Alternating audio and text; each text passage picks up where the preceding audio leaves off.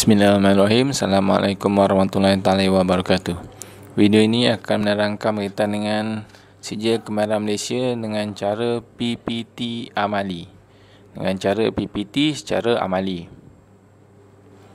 Pusat Penilaian Amali PPT atau PPA PPT merupakan premis yang diluluskan oleh JPK bagi melaksanakan penilaian amali melalui kaedah PPT.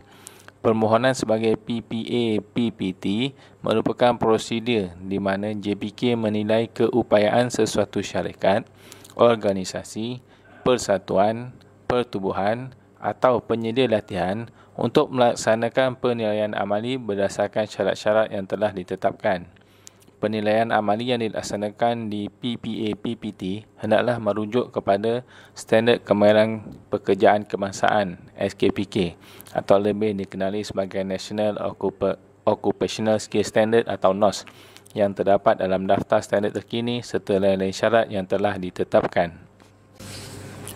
Video ini membuat rujukan daripada Panduan Permohonan Pusat Penilaian Amali Pengiktirafan Pencapaian Terdahulu PPA PPT yang boleh didapati di laman web www.dsd.gov.my ataupun boleh scan QR code tu untuk download panduan tersebut. Kita boleh ambil contoh situasi berikutlah. Contoh syarikat ABC Enterprise. Syarikat ABC Enterprise ni syarikat ni mempunyai pekerja buat rumah. Syarikat ni memang spesialis buat rumah. Mempunyai contoh 15 pekerja. Jadi mereka nak SKM kan pekerja-pekerja mereka. Mereka nak SKM kan pekerja-pekerja mereka. Nak sedia file lambat. Jadi kita boleh buat dengan cara PPA PPT. Jadi untuk langkah-langkah nak buat PPA PPT ni, yang pertama kena lantik penyelaras lah. Syarikat tu kena lantik penyelaras. Kemudian pilih NOS yang berkaitan. Contohnya tadi NOS yang buat rumah kan, untuk sivil lah, dalam sivil lah. Kemudian sediakan dua set soalan amali. Set soalan amali tu kena simpan, kena hantar ke JPK lah nanti. Kemudian mohon PPA PPT. Lepas mohon PPA PPT, nak buat exam tu kan, sediakan bahan. Dan juga bila dah sedia bahan, boleh set lah tarikh untuk exam dengan JPK. Kemudian JPK akan datang, akan hantar seorang PPL untuk datang buat semasa penilaian. Kemudian selepas buat penilaian, jika lulus, dapatlah sijil SKM. Jadi siapa yang boleh buat PPA PPT ni? Yang boleh buat PPA PPT ni adalah seperti berikutlah. Yang pertama, syarikat ataupun organisasi ataupun persatuan ataupun pertubuhan ataupun penyedia latihan atau PL. Bukan PPT untuk perseorangan ya. Ini satu grup lah. Jadi penyelaras tadi siapa? Penyelaras adalah mestilah pekerja tetap di syarikat tersebut ataupun di persatuan tersebut.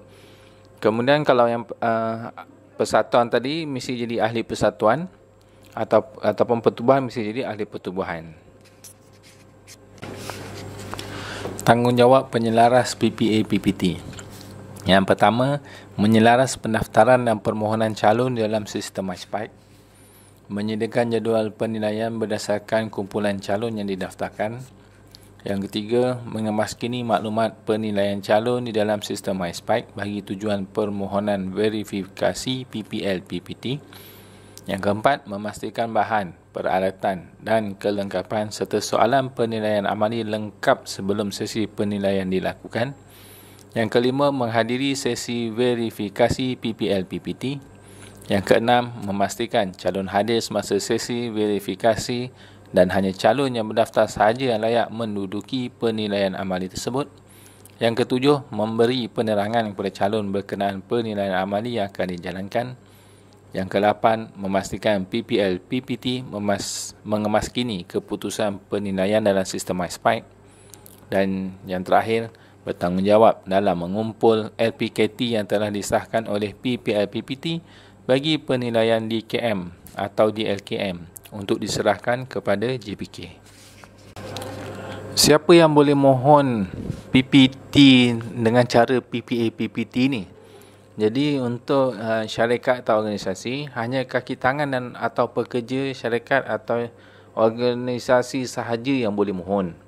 Jika persatuan atau pertubuhan terhad kepada ahli yang berdaftar dengan persatuan pertubuhan tersebut sahaja. Contoh persatuan orang buta. Jadi persatuan tu boleh set satu PPA PPT untuk semua ahli-ahli persatuannya.